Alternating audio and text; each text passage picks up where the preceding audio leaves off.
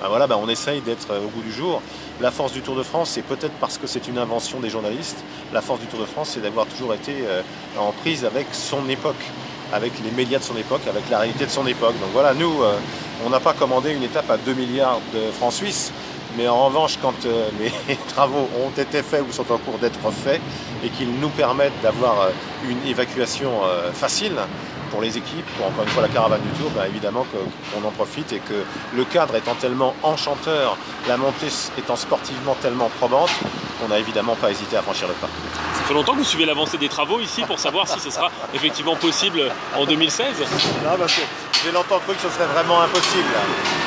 J'imaginais pas qu'il puisse y avoir cette vie souterraine. C'est un univers à la James Bond. C'est-à-dire que quand on arrive au sommet, et vous l'avez, vous, je pense, aussi découvert, moi c'est la deuxième fois que je viens seulement, et je dis c'est Dieu pas possible, c'est-à-dire cette vie souterraine où 500 ouvriers travaillent en permanence, ces 18 km de galeries, on se demande où sont les méchants, parfois il n'y a pas de méchants ici, mais c'est vraiment encore une fois un univers à la James Bond. Il y a des cathédrales véritables avec des hauteurs de 65 mètres pour construire cette centrale de pompage turbinage, c'est vraiment très impressionnant, c'est formidable.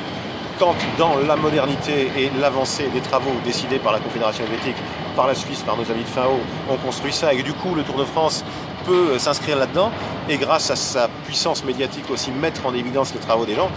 Moi je suis stupéfait qu'en France on n'ait quasiment jamais parlé de ce chantier qui dure depuis 10 ans et qui est quasiment un chantier du tunnel sous la Manche. Ce que font les gens ici, les ingénieurs, les ouvriers, est absolument phénoménal.